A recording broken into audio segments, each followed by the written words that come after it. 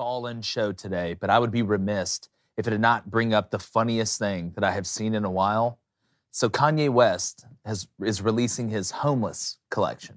Homeless? Homeless collection. So apparently, I think it's the Gap maybe, he wants all the stores that have his homeless collection to not put them on the racks, but to put them in trash bags and mix all the sizes up. And he wants people to have to go in there and dig for their size to make them think of the homeless people. And you know what? Something clicked in my head when I saw this. He stole this. He stole this from one of the greatest designers of all time, Mugatu. From Zoolander and his Derelict campaign, Derelict, however you want to pronounce it, with Ben Stiller. So this is a real thing, huh? Or Derek Zoolander in that movie. It's a real thing. He stole Mugatu's Derelict campaign.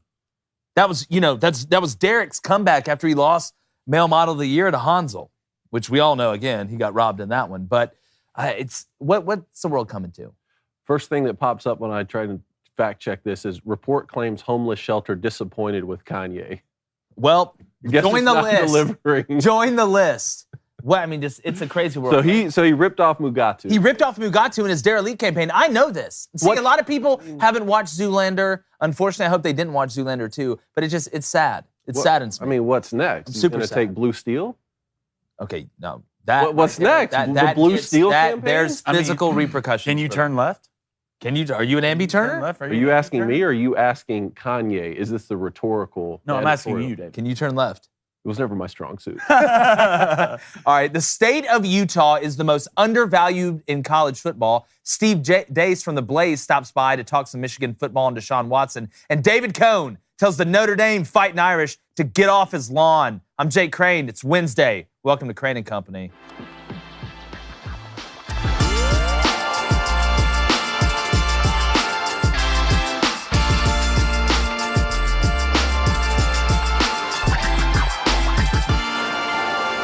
Now, there are many great debates within the college football realm.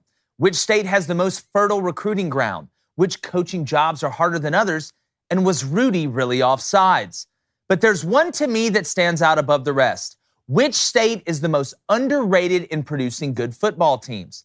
Now, I'm not saying which state has the most Division I teams or which state produces the best high school talent. This question regards the state that does not get enough credit for putting out a great product. Some will say North Carolina. Some will default to the mega states like Texas or California. But the answer? It's the great state of Utah. Now, while football isn't the first thing that comes to mind when you hear the name, they're putting out more winning products than Apple right now. Last year, all three D1 FBS teams in Utah finished in the top 25 after the Utes won the Pac-12 and narrowly lost to Ohio State in the Rose Bowl. Utah State won the Mountain West and 11 games overall, and BYU went 10-3. You don't have to be Matt Damon from Good Will Hunting to know that's 31 wins and 2 conference championships combined, with BYU being independent, even though they are going to the Big 12 here soon. But Utah offers more than just wins. BYU was number 1 overall in attendance out west last year, with Utah coming in at number 4, trailing only Washington and USC. Another fun fact about the state of Utah is that even though they rank 35th in population at just under 3 million, they offer more Division I football scholarships than the whole state of Georgia, who has over 3 times the population that Utah has. Hell, even Weber State typically makes the FCS playoff on a regular basis. The head coaches at all 3 of these schools are household names who have been uber successful in Coach Winningham, Sataki, and Blake Anderson. Now, when it comes to being underrated as a football state and being efficient with the teams that you have, the Beehive State is swarming with upside, and it's only getting better. I'm going to bring in my co-host, and also Stashgate 2022. Guys, I'm sick to my stomach to even bring this up. We're going to get to this later. Blaine, whatever his name is. My lawyer's listening, so be careful. Good. I'm bringing be careful all what the you smoke. say. I'm going to say all of it. No. You can tell everybody. But expect a letter. But good. But Cone, when you do look at the state of Utah, and again, there's easy places to default. People say, oh, well, Florida. That's not what I'm asking. I'm asking the most underrated. Capita. Yeah, but not even per capita, but the most underrated. When I say Utah, the first thing you don't think of is football, or most people don't think of football. When I say Louisiana, what do you think of? LSU or the Saints. Sure. I say Alabama, what do you think of? Alabama, Auburn, Georgia, hell, even Georgia Tech. So when you look at Utah and being where they are at geographically, I mean, and they're only getting better. Blake's building a monster over there at Utah State. The Mountain West it's not an easy conference at all. Again, Utah's right now is better than they have ever been. They're healthier as a program, in my opinion, than they have ever been. And then BYU, you're transitioning to the Big 12. You led out West, the whole West, in attendance for games last year. I mean, it speaks volumes, and we need to start showing some love to the state of Utah, and that's what we're going to start doing literally today. Yeah, and BYU came to Georgia Southern last season, played in Statesboro. That was to a sold-out crowd. You know, I'm glad you've been talking about this for the last few days because it's not something I would have thought of, really. You know, like you said, you don't think of great college football when you think of the state of Utah, but it really is phenomenal what they've been able to do. It's exciting. It's good for the game. And I like another point you made, which is it doesn't look like it's going to stop. I mean, I think I have Utah winning the Pac-12. I got them going undefeated in the Pac-12, David. Right? Yeah, you do. You actually have them going undefeated there and losing to Florida. I think they may beat Florida and maybe then could go undefeated in the conference. BYU is going to join the Big 12. So, look, I think that this is very exciting moving forward for the state of Utah. What do you think BYU's future is going to look like once they do join the conference? I think it's a great fit. Look, we know BYU. We know they have a following. They have a whole religion. I mean, call it what it is. I mean, they have literally a huge following. We talk about the attendance. I think it's fantastic for them. I think, look, like you said, BYU travels. Typically having to play that independent schedule is harder on fans because you're more spread out as opposed, and even though now conferences aren't, geography doesn't matter anymore. Look at USC and UCLA going to the Big Ten. There's plenty of other examples. But now that BYU will be able to play even bigger household names on a more consistent basis, that's only going to make you better. You go into the Big 12, you're playing Oklahoma State, Baylor. I mean, look at the ads. I mean, we can go on a different diatribe about how good the Big 12's done in these editions with UCF and Houston. I mean, we'll go down the list. But a big question for me, and Blaine, I want to throw this to you. If you had to bet on the next 5 years, let's take Utah State out of it. I don't think it's fair. And Coach Anderson is unbelievable. We used to have to play him at Arkansas State, and it was hell to play him. He's doing a great job at Utah State. It's not fair for me to compare those to the Utah State to BYU and Utah. But if I had, to say, all right, Blaine, you had to put money over the next 5 years, who to have more success, BYU going to the Big 12, and let's just say the Pac-12, Utah stays in the Pac-12, or Utah staying in the Pac-12, who do you think has more success? Utah. Agreed. 100% Utah. If we go to another state I kind of want to think of too, if you go to Utah, I mean, at least you're next to California recruiting-wise, But one state I was kind of thinking was Iowa. Yeah. Iowa State. I mean, you go to Iowa, I'm not trying to sit here and hate on the state of Iowa, but there's not a lot of stuff to do. Yeah, I've coached in the state of Iowa. You go to Iowa, you go to Kansas. I mean, good. Kansas at least has good barbecue, but I've been through Iowa and there's not a lot to do. So getting recruits to go out there seems like a tough job. But, man, the one thing about Utah is, like, they seem every year it seems like they care more and more and more. And there might be because they've been successful and they're doing the last couple of years, right? And that matters. But I like the way Utah just plays football in general, man. It's out west, they're probably the closest to an SEC team to me, right? It's good defense, have great linebackers coming through there year after year, and they're physical on the ground. So I would say Utah is probably the most underrated sports state with the success I have. Big Utah State guy too. So I agree with your take, but other than that, I would say Iowa. I don't think that's a stretch. I mean, look, the Jazz need to take a page out of BYU's and Utah's and Utah State's. Well, Donovan Mitchell's about to get traded. Figure it out. Well, good. That's the best thing that could happen for Donovan Mitchell. I don't want to steer the ship too far, but I do want to go ahead and bring in our guest today, a guy we've had on the show. We're very intrigued to talk to him about a couple things over at the Blaze, Steve Deace Show, Mr. Steve Deace himself. Steve, what's up, brother?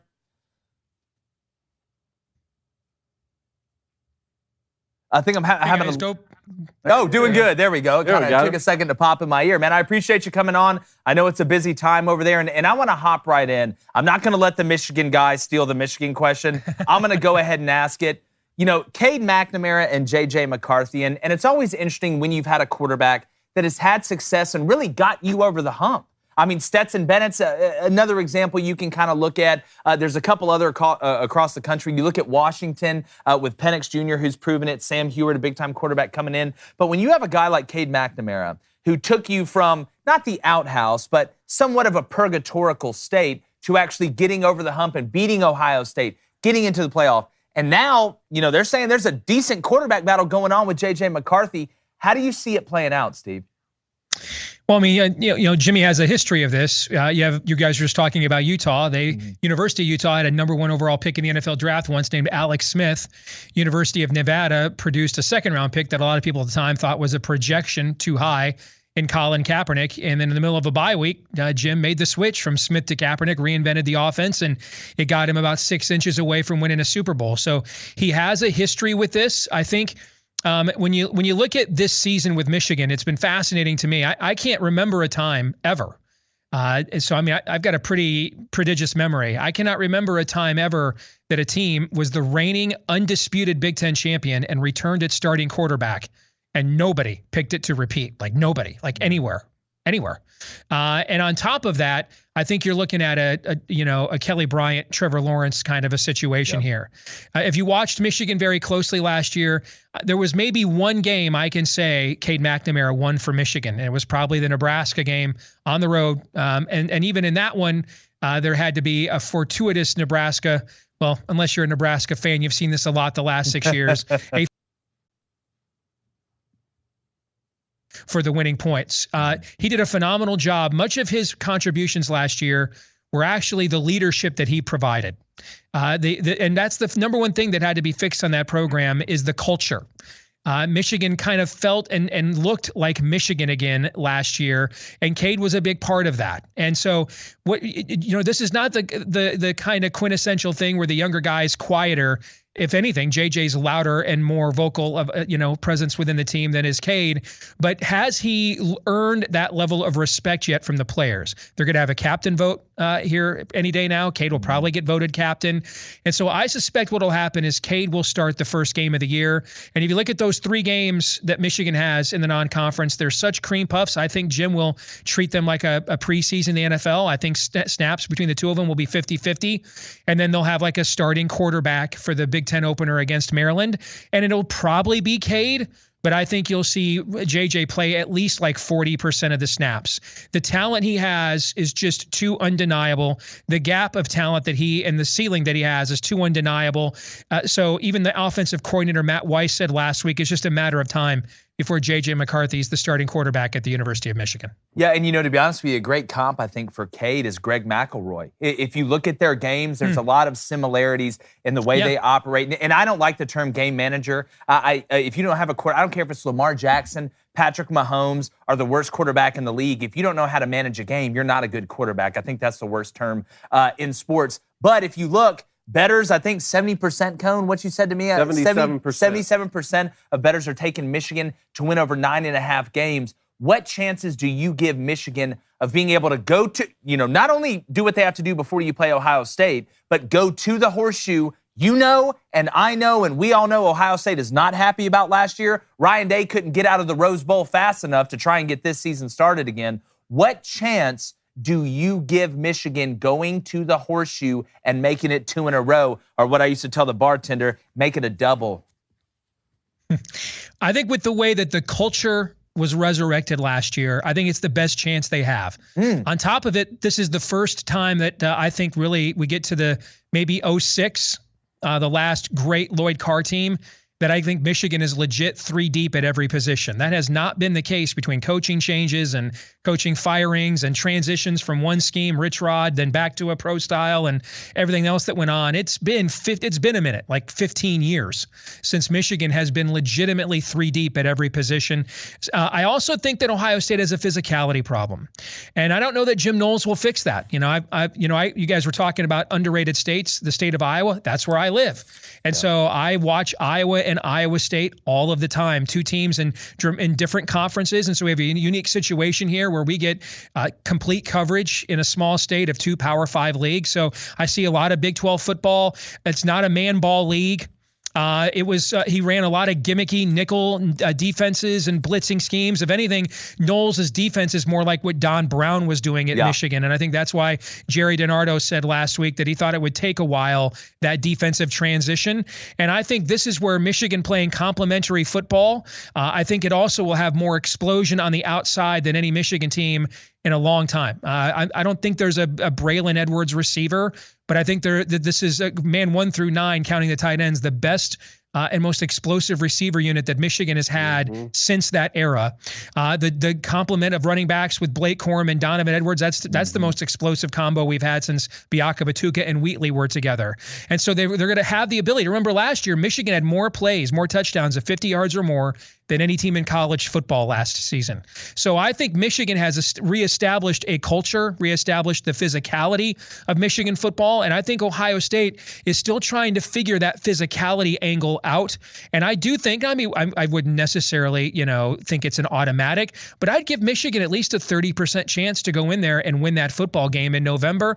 And that's a hell of a lot higher than you would have given the Wolverines against Ohio State anywhere until last year. For sure. Yeah. And Cone, looking real quick, looking at that explosive play number, that's why it's so upsetting that they put out vanilla and peanut butter and jelly. Yeah, way too vanilla play calling there against Georgia, even though I think, like I told these guys the other day, John Elway could have played quarterback. Yeah, that was it. We weren't going to win that football game, but you're playing with house money, so at least, let it all hang out and be more competitive. One of the Georgia players made a point after that game. There was a throw, and they finally went to JJ full-time in the second half, and there was a throw that JJ made in that game. I think it was late in the third quarter, and one of the Georgia players said afterwards, "You had that guy on the bench the entire time. Why did you do that?" Yeah. Okay. Well, so there you go. Yeah. No, I get it. And I agree with you. Michigan's going to be explosive on offense no matter who starts at quarterback, because at least with Cade McNamara, you're going to have this guaranteed efficiency. And then there's an unlimited ceiling with J.J. McCarthy. Ronnie Bell returns from injury. I love hearing you talk about Donovan Edwards, because I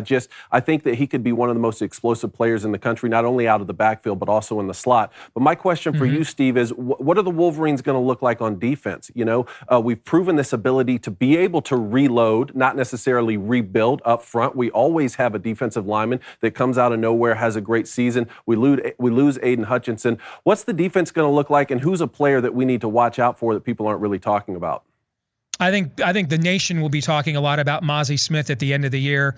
He was the number one freak in Bruce Feldman's annual athletic article that just came out the other day. I think this will look more like a traditional Michigan defense. What you saw last year, even on great Michigan teams they'd never had before, with those two guys that were both first rounders. If Ojabo doesn't tear his Achilles at the NFL Pro Day, he's a first round draft pick. Yeah. And so Michigan really didn't go into a lot of the Ravens' bag of tricks that Mike McDonald brought with him last year. You saw a lot of, we can just rush four guys and play a lot of zone, keep you in front of us, frustrate you, kind of the exact opposite of what we saw under Don Brown, because the pressure rate, even though the sack rate was not very high last year. I think people think Michigan led the nation in sacks. We were like 32nd, I think, in sack rate. But the pressure rate at Michigan was very high last year. This year, they'll have to contrive more of that. But I actually think Michigan will have more sacks than last season for three reasons. One is the schedule is a lot softer. Two is the offense will be more explosive earlier. I don't think it'll be grind people to dust and run it up in the third and fourth quarter. I think people are going to be behind like 28-0 in the second quarter, and the defense will just be able to pin their ears back at that point. And then Michigan has recruited very well. Guys, remember, every edge player that has played in the Harbaugh era has gone on to be an NFL draft pick and is on an NFL roster as we speak. Yep. So there is not going to be a 14-sack Heisman Trophy runner-up in Aiden Hutchinson, who probably wins the damn thing if Bryce Young doesn't beat Georgia in the SEC championship, okay? We're not going to have that. But could there be 4 to 6 players who get 6 to 8 sacks? Yeah, I do think you could see that. So you have teams playing from behind. You have the tradition of how well Michigan has recruited the edge. And then I think a softer schedule. I think the pass rush will actually be better. And I love Aiden Hutchinson. I bought the Aiden Hutchinson Michigan throwback. I bought the Detroit Lions Aiden Hutchinson jersey. I am a fanboy. Okay? The double whammy. But the player that Michigan will miss the most is Daxton Hill. Interesting. Because we don't get safeties like him in the Big Ten very often. We just don't. Interesting. This is an SEC level of 5-star player who can man up in the slot against any receiver, whether it's the slot guy or the power guy. He could blitz off the edge. He wrecked that game for Wisconsin last year with Graham Mertz, and he was stout against the run. That allowed so much scheme versatility for Michigan last year that we could keep essentially the same guys on the field regardless of down and distance, and no matter what the formation was offensively. We're not going to be permitted that this year. It'll be more of a traditional safety combo, more of a traditional nickel and dime kind of an outlet, and I think Dax Hill's the guy that will be more difficult to replace because Michigan just and Big Ten teams in general just don't typically get a lot of safeties like that because, guys, there's not a lot of safeties like that. That's very true. Steve, I love your optimism. I'm going to be calling you every day right before Thanksgiving, okay, before the big game against Ohio is played. So get ready. I want to ask you quickly about Novak Djokovic, the former world number one, 21-time Grand Slam major winner. Looks like he's not going to be able to play in the U.S. Open, which starts in, 12 days now. Do you think Novak Djokovic will take the court in Flushing Meadows? No, I don't. And it's unfortunate. But what we have seen from the beginning of this regime that I call COVID stand on my show is there have been two things that have been constants. Number one, no control groups. So suddenly we admit Sweden to NATO when for the entire year of 2020, when they were the one country that didn't lock down, we pretended they did not exist. Okay. So we can't have control groups on masks. All right. You aren't allowed to see the Pfizer trial data on the vaccine for 75 years until a lawsuit says, yeah, you're going to see it right now. So all along we were told no control groups so that you can means test their so-called solutions to see if they were effective and if the juice was worth the squeeze, if the disease or the cure was worse than the disease. They don't want to permit that kind of a control group. And then the other thing is they don't roll back anything unless they're forced to. Like they don't ever want to admit that you had any power, you had any influence, that the political pressure was so hot that they had to acknowledge it. And so they do things like for months and months and months, the CDC claimed that we don't know, or it's only a temporary, that the spike protein stays in your bloodstream. And then in the middle of the night last week, lo and behold, they scrubbed it from the website. That's been a lie for a year. Okay. They don't want to admit any accountability. They don't want to admit any control group. Letting him in does both of those things. And that's why they're going to make an example out of arguably the greatest tennis player that's ever lived. He's certainly in the conversation.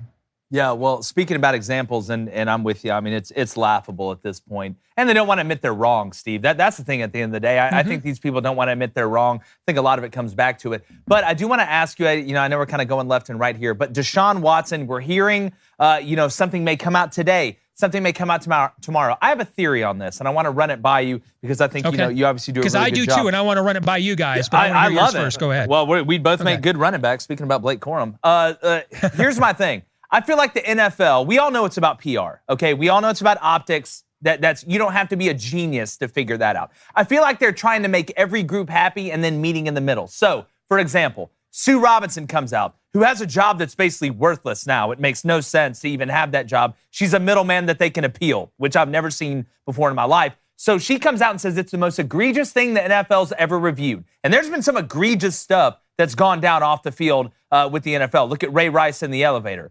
But she says, all right, well, I recommend 6 games.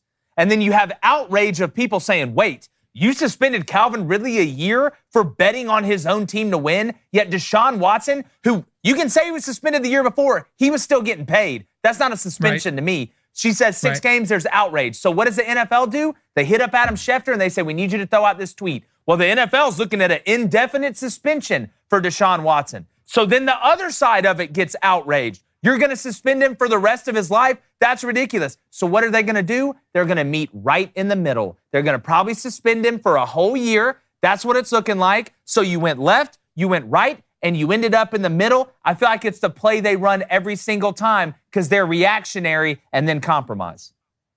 I think that's dead nuts, man. I think you're right on the money with that. And I do think he will be suspended for the entirety of this year. And then you're looking at 2 full years away from football. I will tell you on a personal level, this story just breaks my heart because prior to this, I loved him as a player. I loved him as a human story, his background, where he came from, the charitable work he does. And so this has been, like watching a Ravi Zacharias or Jimmy Swaggart kind of a story. Okay. It's been tough to watch, but I agree that will be the outcome here. But here is the theory that I think the league has with a real problem. There were multiple criminal inquiries into this, and neither one of them came back with any kind of an indictment. All right.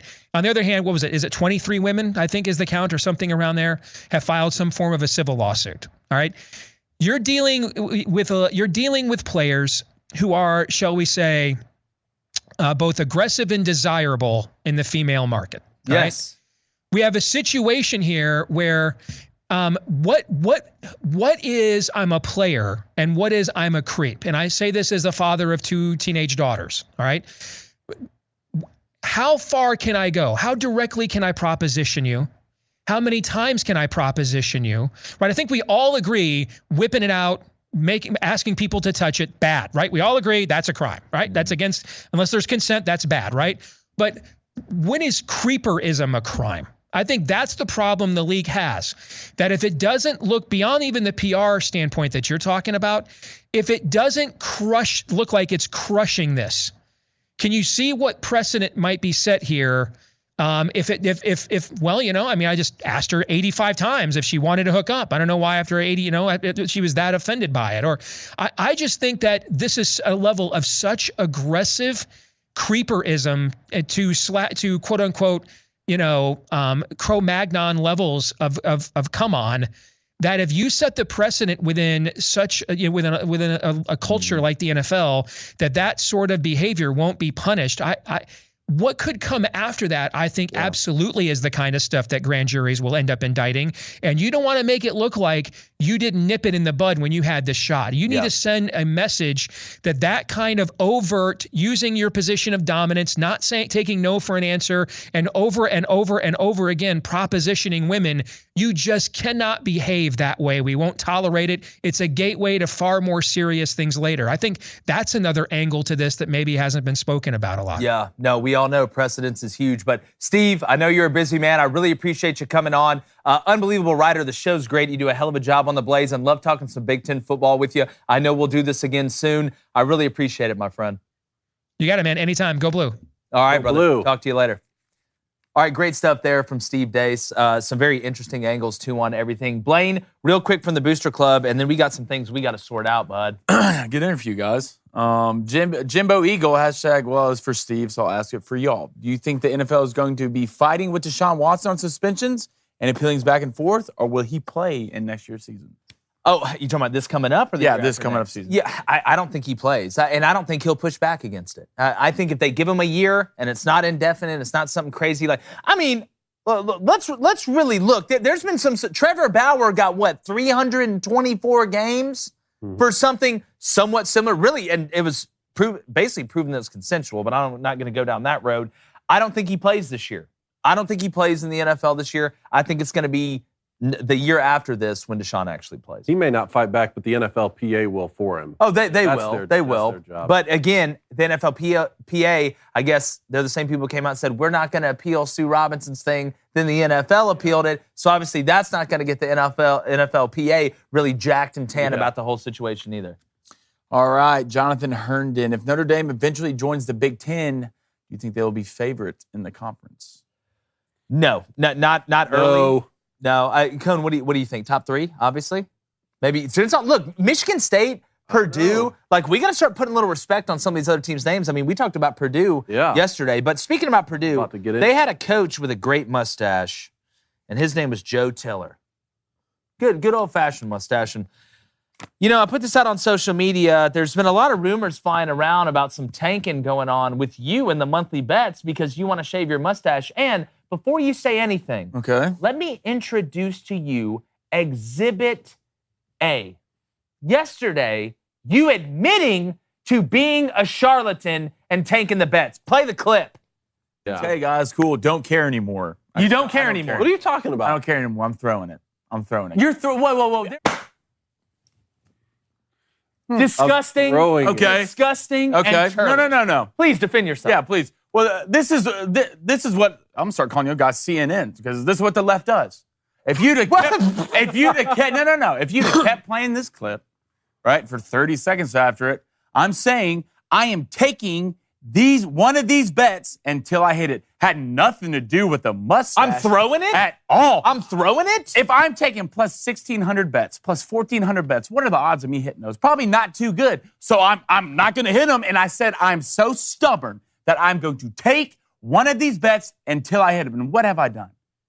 What have I done? You didn't say I am taking this bet until I hit it. No. Okay. Go back. Monday show, right before the bets hit. You can run it afterwards. Just listen to it. Nothing was mentioned about a mustache. Not even close into the realm. They took a little snippet of it, right? They tried to Matt Walsh me. That's what they did. Took a little snippet of it and then just assumed and started throwing stuff let out. me ask you That's this. fine. That's fine. But at the end of the day, the tape don't lie. When did you say you would shave your mustache? At the end of the month after I lost. If you lost, when you lost next month, play the clip again. Yeah. Hey, guys, cool. Don't care anymore. You don't care anymore. What are you talking about? I don't care anymore. I'm throwing it. You're whoa. You never said, I'm being stubborn. You looked right at us in front of everybody in the world and said, I don't care anymore. I am throwing it. You know why? Because they cut the clip. Wait, listen to it afterwards. You think we quit talking? You said afterwards? I'm throwing it. Because I am taking this pick until I hit it.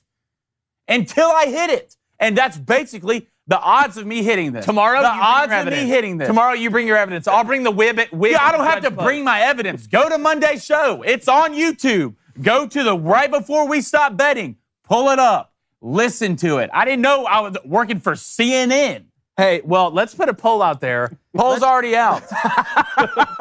What's the poll you put out? Does Jake look at the results of polls before they're done? Of course it's a shot against me. No, they told me to do it. Of course it's a shot against me. You, sir, are a charlatan, No. and I'm embarrassed. No. Stashgate 2022. Watergate, Lies. somewhat Lies. important. Fake Jetgate, So- somewhat Fake important. Deflategate, somewhat news. important. Are you gonna come try to raid my apartment? The mustache if you lose this month? Are you shaving the mustache if you don't win this month? Yeah. You are. Okay. Yeah. All right. Wow. That's before the month Well, started. So what happens if you hit one of these things? If you hit one of these first pitch hits? Not taking it again. Okay. All right. I said that. I mean, that's crazy to me. That's crazy that y'all gonna cut that. Don't say y'all. Y'all gonna cut that. Nobody Like I went in there with a pair of scissors. Nobody cut a clip, Goodness bud. gracious. Nobody cut a clip. You Well, said that. What do you mean no one cut a clip? I just watched it.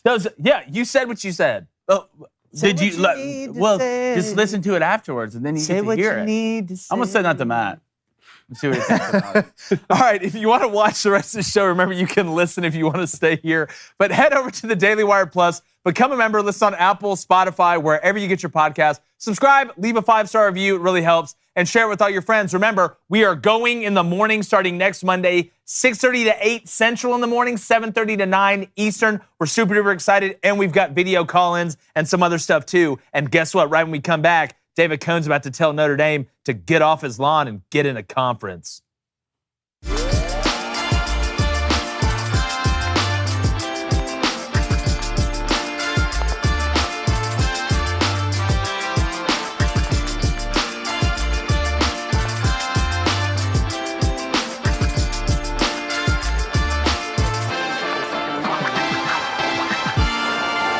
All right, guys, as you know, every Wednesday, one of the best segments we have, and my personal favorite, our 6'11" friend over there, David Cohn, who can dunk on his knees on a 10-foot goal, tells somebody to get off his lawn. David, who are you screaming at today, bud?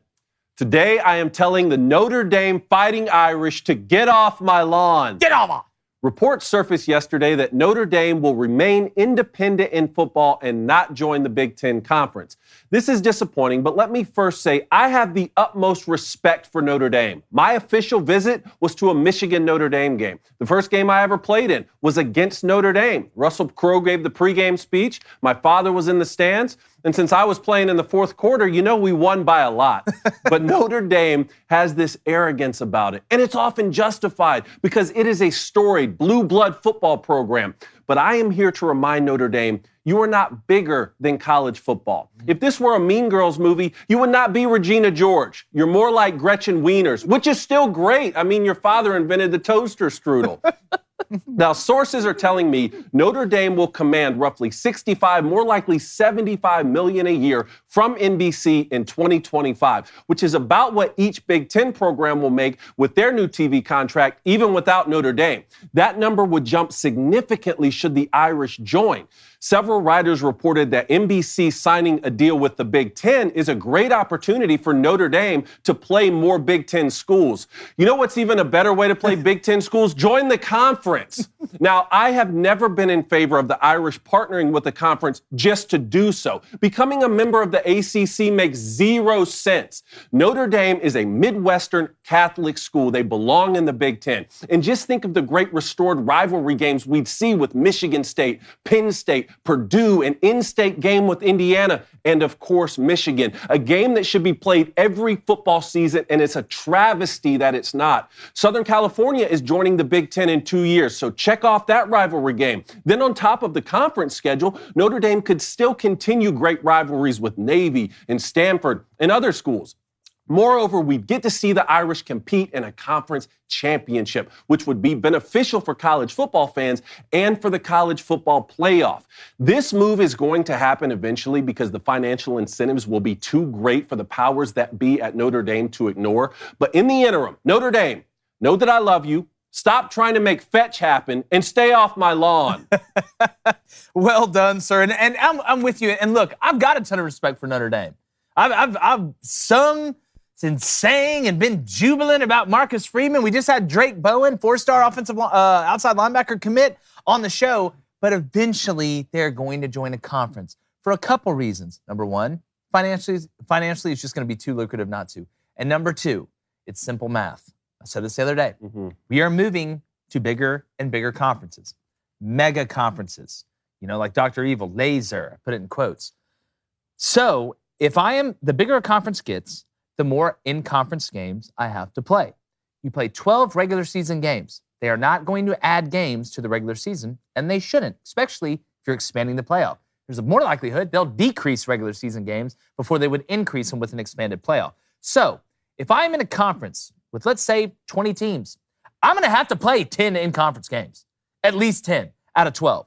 So if I'm in the SEC, you added Oklahoma, you added Texas, they're not going to add any trash teams. Big 10, not going to add any trash teams. Big 12, not going to add any trash teams. We'll see if the Pac-12 can survive. They're in a better spot than they were. But why on earth, if I had to play a 10-game in-conference schedule in the SEC or 2-3 of these mega conferences and Notre Dame was independent, why would I ever schedule them? And people say, oh, well, independent teams stay independent. No, they don't. BYU's going the Big 12. Like this isn't, precedent has been set. So it's going to happen eventually. To me, it's like, again, the rich girl that's a 6 that thinks she's an 8 because she can afford makeup and clothes that other girls can't. It drives me nuts. I get it. They're playing hard to get.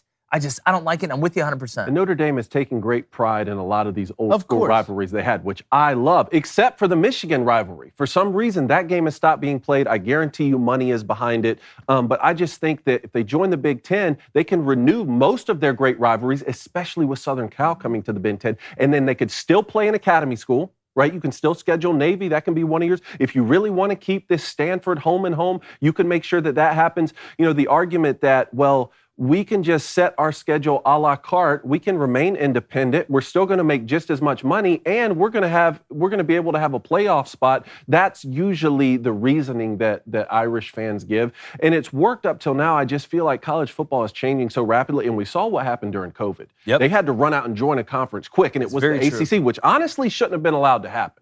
Okay, they should have been penalized for not being a part of a conference that season, even though, the conference only schedule, looking back on it now, I think that we could have done more than that. But the ACC has never made sense. And especially when you look at the finances, if the Big Ten schools are going to be getting about the same amount that Notre Dame's going to get as their independent, just think what the number would be if Notre Dame It'd be astronomical. You're adding a mega, it's like, again, you're putting together the mega ranger. Mm-hmm. That's what you're doing. Blaine, what do you think, bud? I don't even like thinking about this because it's Notre Dame. They're not going to join a conference. I feel like we're talking about this for 15 years. No, we've been talking about this forever. Need to join a conference. Need to do this. Need to do that. Notre Dame's going to do Notre Dame things, right? That's what they're going to do. And what Notre Dame doing is not joining a conference. And they expand the playoffs. I don't care if they play teams from the Sun Belt, the Fun Belt, the Pac-12, maybe from another planet and come play them. They're going to put them in the playoff. They put Notre Dame in the playoff all the time when they play nobody. That's why I get so mad about it. They get in the first round of the playoff, and it's father-son basketball one-on-one. They get killed. All right? Respect for Notre Dame. That's great. You had awesome tradition, awesome history. That's sweet. But I'm sick of everyone babying Notre Dame and giving them certain things because what they did 70 years ago with the fastest guy ran a 5.6 and invented the forward pass. I'm not going to do that. I'm just sick of hearing about it. Notre Dame's going to do everything they can to do what everybody else doesn't want them to do. They think they're the prettiest girl at the party, and really, if they look in the mirror, they're a 6 at best. Yeah. What does the Bishop Club say? Well, Booster Club, I do appreciate you backing me up. Here we go. You always know. You always know. You always know. Man of the people, baby. It's not even close. Go watch the episode. Man of the people. They're not going to get me. They're not going to raid my stuff. Trust me. We're in there. We're waiting. Lawyers, filming, videos. That's what we do. It's not going to happen. It's not going to happen. All right, let's get in here. Okay, so we have Are we Daily Wire Colleen Houston. Where's YouTube? Colleen Houston, who's a huge Notre Dame fan. Colleen, I apologize for that, but not really. What does she say?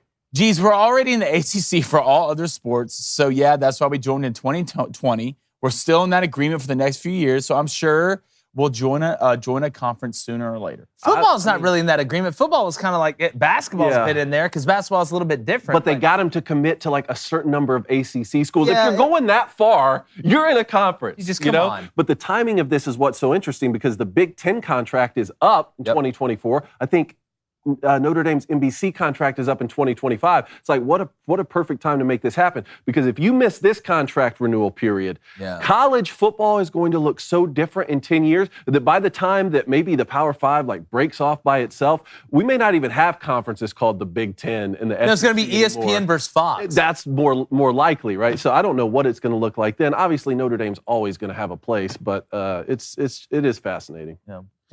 Okay, Savannah Sparty says, why should they join the Big Ten over the ACC or any other conference? I just said it. Yeah. Again, look at the They're Bible. a Catholic Midwestern school. Now you're going to play USC again because USC is joining the conference. You're a Catholic Midwestern school. You play in-state Indiana. The matchups, to me, they make more sense. Not that Notre Dame playing in the ACC would be bad. No, but you've had a rivalry with Michigan State. But there's levels to the stuff. You've had a rivalry with Michigan. Yeah. You've had an old school cool rivalry with Purdue. Indiana's already in state. Look, we're about to see them go and play Ohio week 1. That game is going to be electric. They're going to get just a small taste of what it would be like to have Ohio on the schedule every year. Like, it just makes sense. You think they get done with that game? They're like, no, we're straight. We're staying independent forever. I think they're saying it beforehand. Miss Independent. Joe C., do you see the NFL releasing more details on what Watson did with the women? I feel like it's hard to make an honest opinion on this when we have nothing but the number of accusers. That's the biggest problem. And again, look, it's part of it. They're not going to release it. I mean, there's some things that don't get released. Some stuff's speculatory. You know, you just kind of got to look around the periphery, but that's why I go back to the NFL's playing both sides, and then they get to the middle. They go to one extreme. All right, they don't like that. We go to the next extreme to appease the people that didn't like that. These people on the other side get upset. Now we go to the middle to try and appease everybody. It's the old rope-de-dope. And you know what? They're, pun intended, they're pretty good at running that play. All right, Jimbo Eagle, what would need to happen for a Mountain West or Sun Belt school to even be considered for the college football playoff slot? I mean, Mountain West is a lot more believable than Sun Belt is to me. Do you think so? Just in name, I do. I mean, if you look at Fresno State, I just think that there's Boise State, you know, that there's a couple more high-profile names. And again, look, I went to a school in the Sun Belt, like hashtag Fun Belt. I know. But the playoff would have to get expanded by a lot, and you'd still probably have to have a lot. For Coastal Carolina, let's use them as an example in the Sun Belt. For them to go undefeated, I think they can do it. But for them to get into a playoff of 4 or 6 or 8, honestly, that'd be pretty tough. That's why my formula is the best. Am I a little bit biased? No. Here's what it is. 8 teams. All right? You have your automatic qualifiers in the Power 5. As long as there's Power 5 conference, it goes down to 4, it's 4. So you have those 5. Out of 8, there's 3 left. You have 2 at-larges. And then you save that 8th spot. You have 2 separate top 25s, a top 25 for the Power 5, a top 25 for the Group of 5, and the team that finishes number 1 at the end of the year in the top 25 for the Group of 5 ranking gets that 8th spot. I feel like that's how we should do it. I like it. In the current format, if one of those Sun Belt teams or Mountain West teams is going to make the playoff, you have to have a really good season the year before. Yes. Sort of like Cincinnati. You can't just come out of nowhere. So you have to. That's why Fresno State is going to be tough because they're receiving votes, but they're not in there. Cincinnati started at 10. True. Exactly. You have to have a good year the season before. Then you have to go unbeaten, and in that unbeaten season, you have to beat someone big, like Cincinnati did go to Notre Dame. And then you have to catch some breaks. It's just, again, it has to be kind of like the perfect recipe. One more blend, we're going to get to fire rapido. Okay, Ethan Williams, hashtag Ask Cranico. If by some chance fate would have it that Oklahoma meets USC in the national championship, would it be acceptable for Oklahoma's coach to legally change his name to Brent Winnables? Or you know what? You know, you could change it to Brent Edibles. I don't know. Look, I don't think that's going to happen, but if it did, look, all bets are off. All's fair in love and war and the national championship game. And again, whenever I hear USC Oklahoma, I think about 2004. There's a guy from Auburn that really gives me some weird thoughts, a lot of emotions, but it kind of is what it is. Cone, are you ready to get it rapid in here? Boom. Hey, do you remember the time when we did rapid fire a couple times and we didn't do the soundboard and just how different that was? Do you remember that time? No, that never happened. Do you remember another time, though? We have the tape.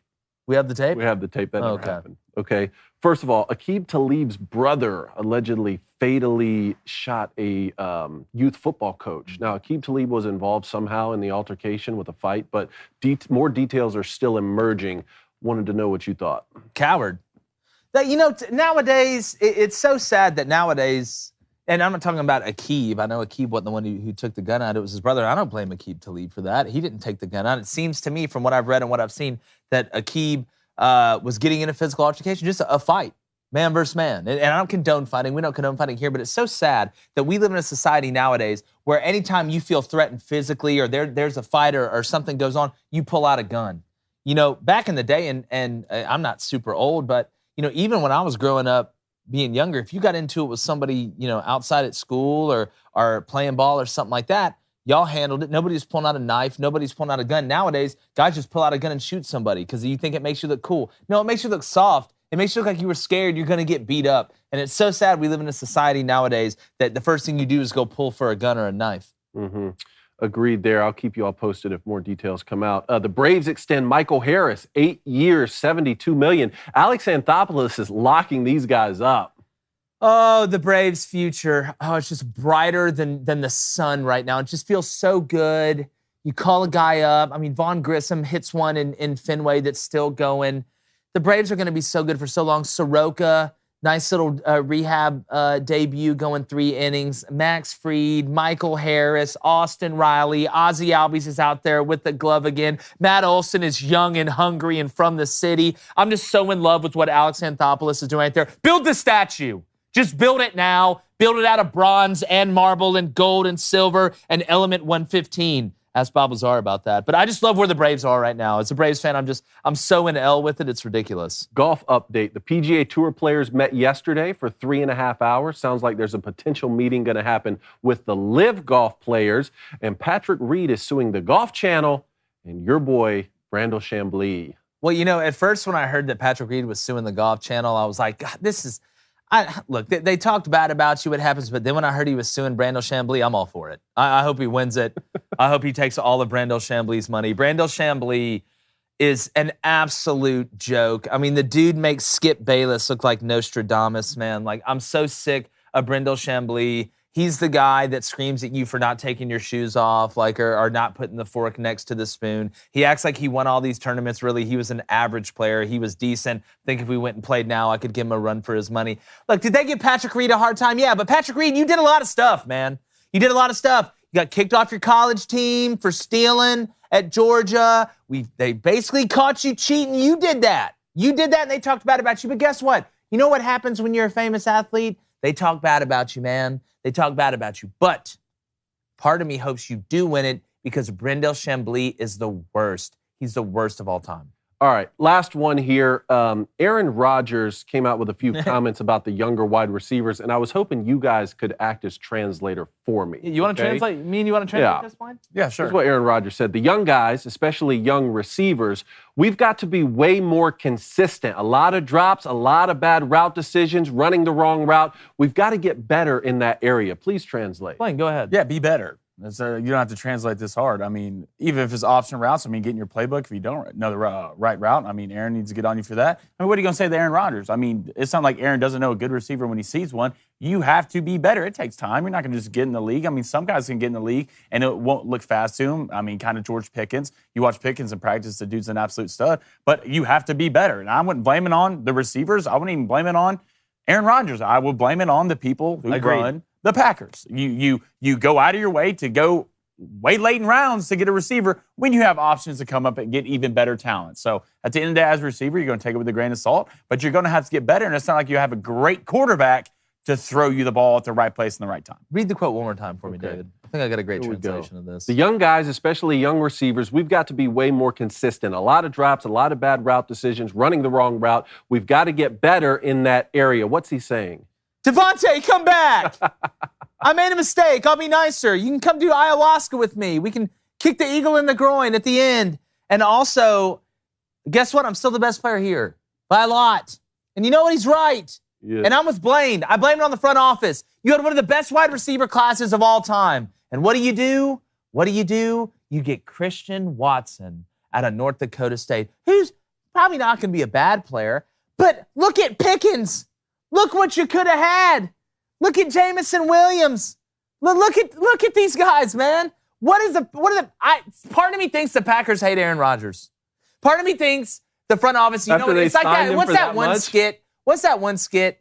I think it may be on Saturday Night Live, or maybe a comedian said it when they were talking about I forgot what president it was, and after he got done, like, all right, guys, we got to get a smart guy in here. And there's one guy in the back who's like, listen, I think we can go dumber.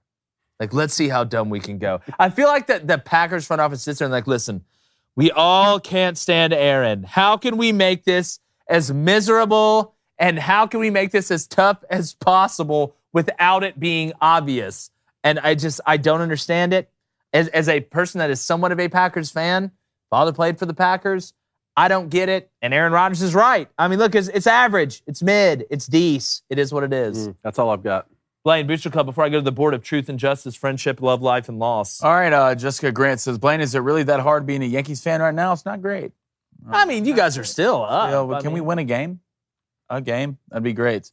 Fun fact from Ryan McCarthy, Brandel Chambly was Judge Small's partner in the Great Showdown, the Bushwood Country Club, in 1980. That is a fun fact. Yeah. That is a fun fact. Guy still sucks, though. Jimbo Eagle says Akeem Talib needs to be held accountable. Okay, but again, and again, all the details have to come out. But what does that mean, though? So I get into an altercation, okay? I get into something, and then all of a sudden, Blaine pulls out a strap and kills the guy, and that's my fault? That's my fault? I don't get that. That's like the transitive property of murder. Like that. That's not how that works. I don't understand that. Son Din 2011461.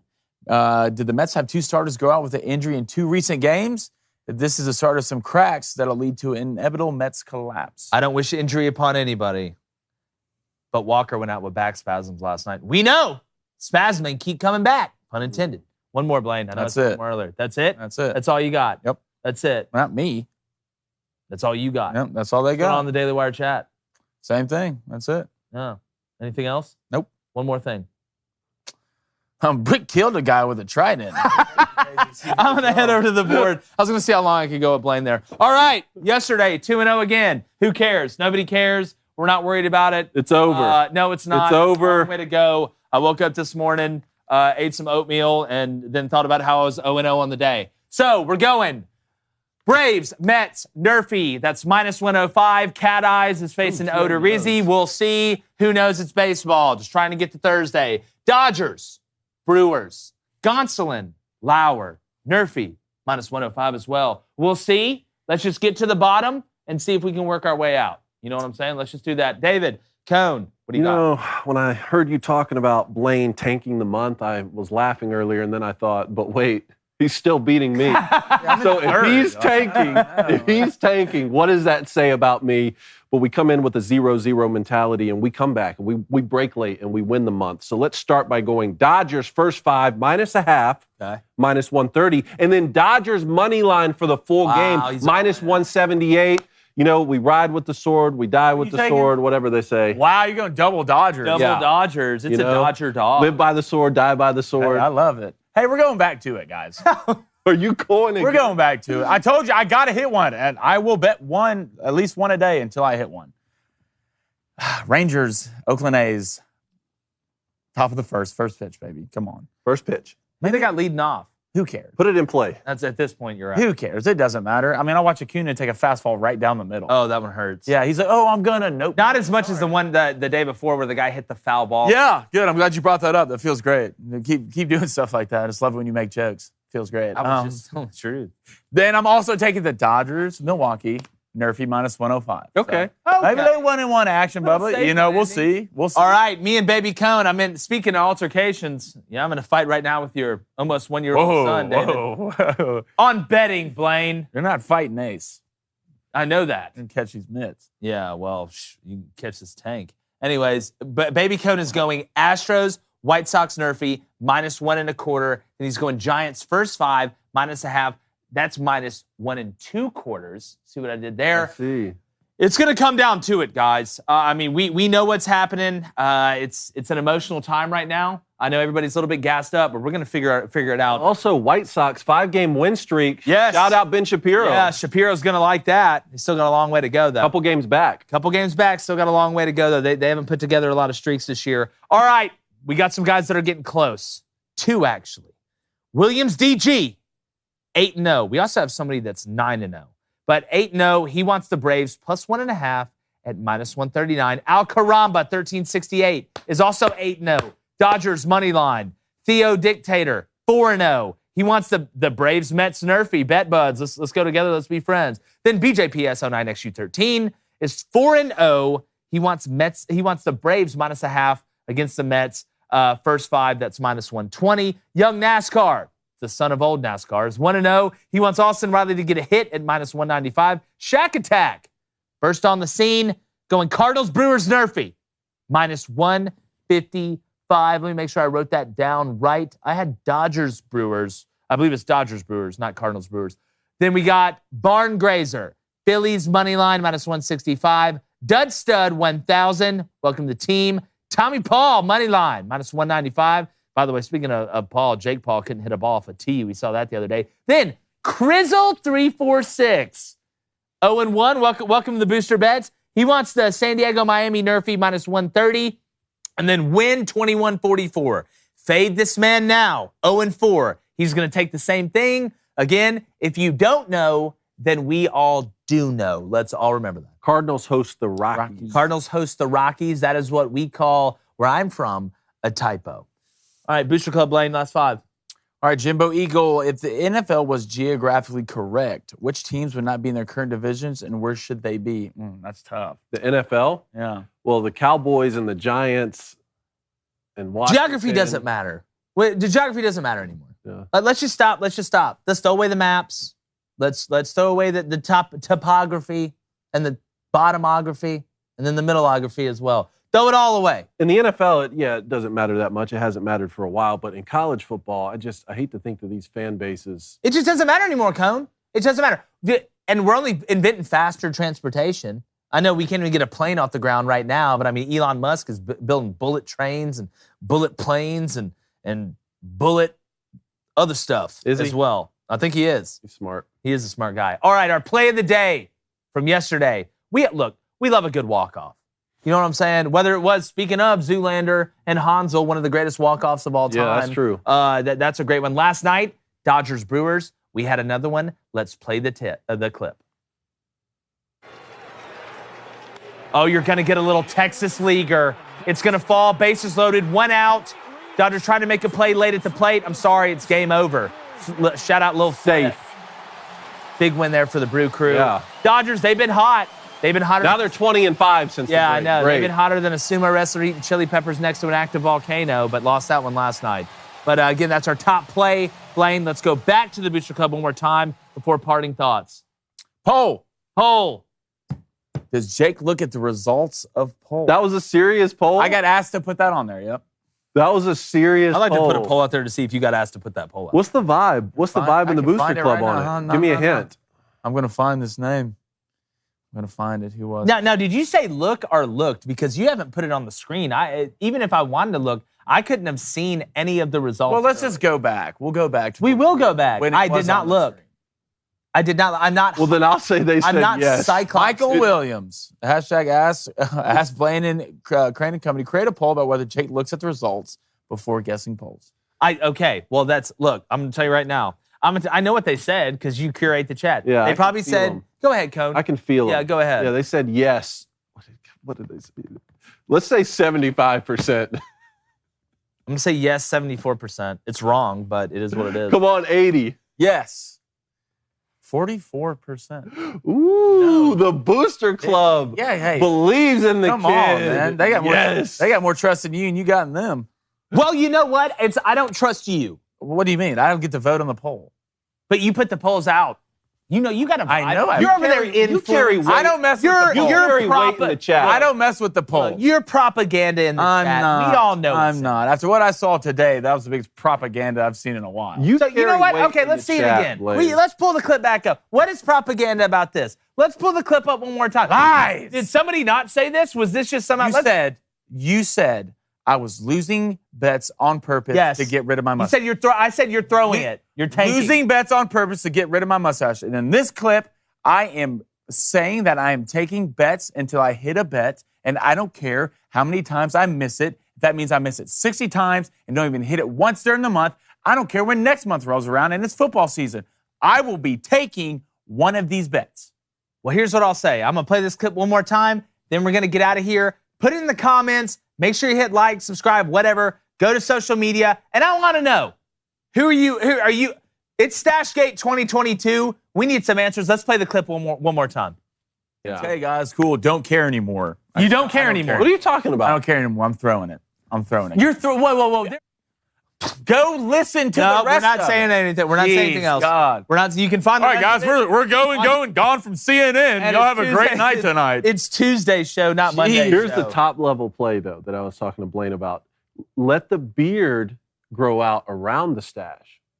Right? Then you haven't shaved the mustache. You see what I'm saying? Now you just have a beard again, and then he's going to shave it all off. That's how he's going to get this thing. That's how he's going to find a workaround. That's a high IQ. High level High IQ play. All right, we appreciate you guys. Make sure you're following us on all platforms. Appreciate Steve Dace coming by, talking some Michigan, Deshaun Watson as well. Got a great show planned for you tomorrow. And remember, next Monday, we're going to be up early in the morning. The new show time is 7:30 to 9 Eastern. That's 6:30 to 8 Central. And that's at 1 p.m. to 2:30 p.m. Beijing time. So make sure you check that out. We appreciate you guys. Right. And like the chances of Blaine not tanking, we're gone.